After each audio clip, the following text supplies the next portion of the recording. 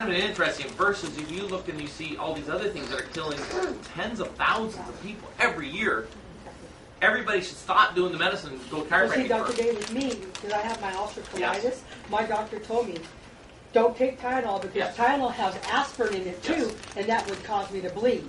So I quit taking Tylenol. And what it does is it closes me up. I can't even breathe. So I haven't took Tylenol in a long time. Good. Because of that problem. I have an analogy for that.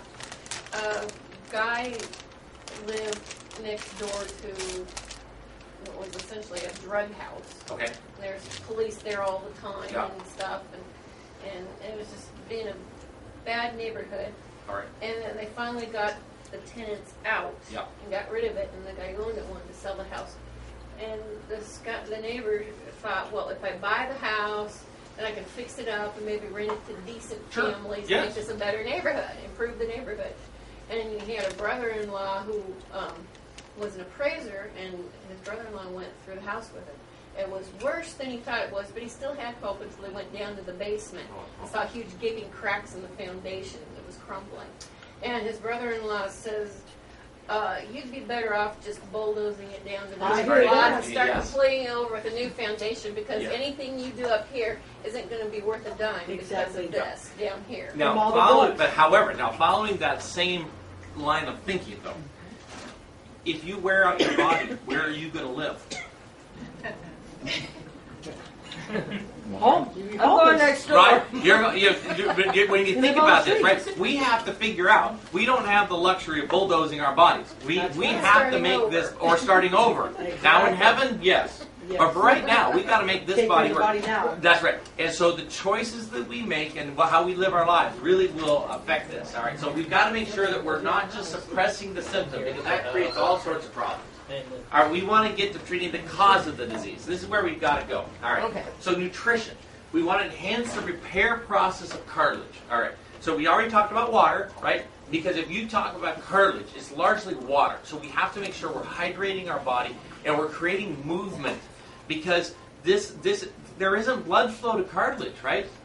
One of the purposes of the lubricating fluid is to provide nutrients, and some of the nutrients have to get to the joint from deep within, through the blood, or through the bone, and things like that, into the cartilage itself. So it's really a difficult challenge. Cartilage, to heal cartilage, is really, really hard. So we need to. So nutrition. What are the things? Well, we talk about. Let me get to that in just a minute. Shoot, I went too fast here.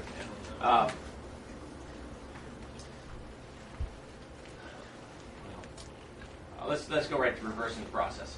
All right, the nucleus of the disc retains its ability to regenerate within 6 months. Now, this was published in a Journal of Bone and Joint Surgery.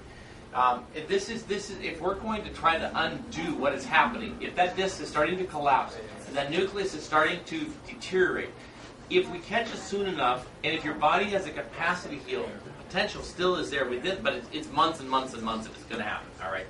Alteration of biomechanical factor proven to reverse osteoarthritis in the knee. This is published in 1969. Now, there's been a bunch of research. In fact, I've got a patient right now who's a soldier in Iraq and had some damage to his knee. They're putting him on a passive motion machine, right? They're taking this knee, and they did a surgery on it, but they're having a machine. He has to lay on this thing for 6 hours. It moves his knee like this. You know why? Because what they found, and I'll never forget, I was still a student when Dr. Salter, an orthopedist, published an article on arthritis where they went to little rabbits and made little holes in their knee, punch lesions, and they watched to see which rabbits were able to heal, and the ones that they strapped up to this machine that made the knee go in and up, and those rabbits, the cartilage rebuilt itself. So function. So this is, so we even the hip. We may need to think about how do we get. That's pretty extreme. 6 hours. I know it's a lot. I know, but the principle, right? What we're trying to do is we're saying, well, wait a minute. Okay, if the cartilage is deteriorating because the joint's not functioning like a joint, if I can get my joint to function like a normal joint, then is it possible that my body could actually regenerate? And the cartilage, we need to get it moving in an appropriate amount. We have to provide enough nutrition of the right amounts to be able to get to the cartilage surface to actually have that happen, right? If we don't do that, it's not going to happen. So to enhance the repair, so glucosamine, so the types of things, glucosamine sulfates, cartilage extracts, chondroitin sulfate, shark cartilage, and there's a lot of debate about this sort of stuff, right? But there is a principle in nutrition that's a little bit more on the kind of creative end of things. If you're trying to grow cartilage, what do you eat more of? Cartilage. Eat more cartilage, right? This sort of, yeah. Bovine cartilage? Yeah. You think that would work as well as well, so here's the thing. You're trying to get some of those, because you know that as soon as you eat it, your body's going to dissolve it. But you kind of are making sure that the body has, at its resources, building blocks that it needs to rebuild cartilage. If inadvertently you're not getting enough things in your food and your body wants to repair it and it can't come up with the raw material, it will never heal the cartilage, right? So that's the principle. Is we're trying. So I would say bovine. You could try just about any type of cartilage.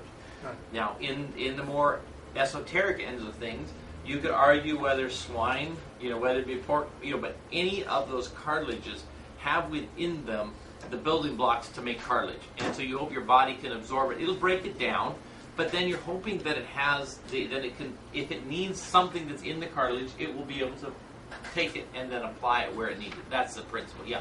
Have any idea where we can go to get cartilage? I mean, I've looked for it. It's hard to find. Yeah. So, here again, back to the food we eat, right? I mean, so we start thinking about, well, let's see, maybe I should make some oxtail soup.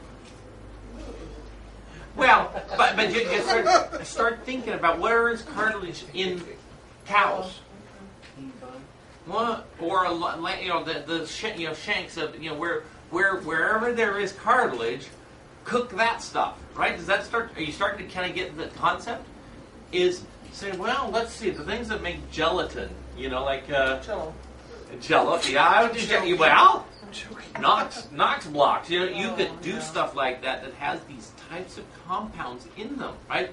That's how does Jello make Jello, right? Well, so are you starting to see this sort of thing? So you go, well, that's kind of you're kind of scratching your head a little bit, and there's other vitamins, C and E. So we were talking about things that are the antioxidant types of things, because if you're having a degenerative process in your body, there is a breakdown of tissue.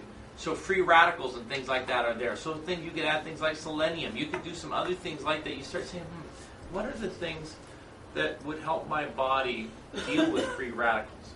Now, I'm using something that's, so I mean, there's so many different forms of vitamins, but in your mind, what you're looking for is, I wanted things that the building blocks sorts of things. So that's where the chondroitin sulfate, glucosamine sulfate, those types of things come from.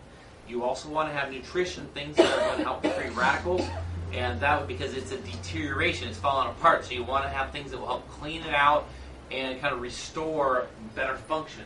So you want a good multivitamin. You want better antioxidants. So if you have access to blueberries and these sorts of things where they talk about antioxidants, start eating more and more of those types of things. Intentionally say, now, are you doing it for your arthritis? Not exactly. But you know that if your body needs to deal with a process like that that's happening inside of you, the more you can do like this, the better instead of saying, it doesn't matter what I do, so I'm going to just go to McDonald's and eat a Happy Meal every night for dinner. You've given up.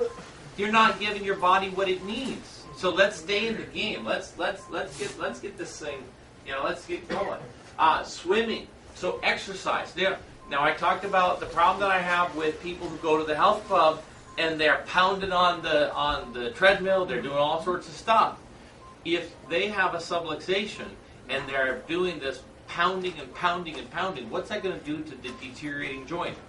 It's going to accelerate, you make it worse, it's going to make the deterioration worse. So we have to go non-weight bearing. We have to do things like swimming. I'm doing the elliptical trainer. And since I got this finger thing, what I'm doing, I'm not just ripping it, I'm tapping my fingers while I'm doing that. I'm trying to keep, I'm exercising my fingers and my hand while I'm working this, because I'm just getting my body going, So think like this. Try to get your body working. So you want to strengthen the muscles without strain on the joints and isometric. So this would be, you could do some gentle weight training. And I don't mean go crazy on it, right? Some gentle, consistent, those sorts of things. All right. But really, if you haven't addressed restoring mobility and movement to these joints that are becoming deteriorated, is a real problem. Now in the neck, tractioning, one of the big things, because that pulls that head back, takes the pressure off the front so it doesn't keep pounding and smashing, right?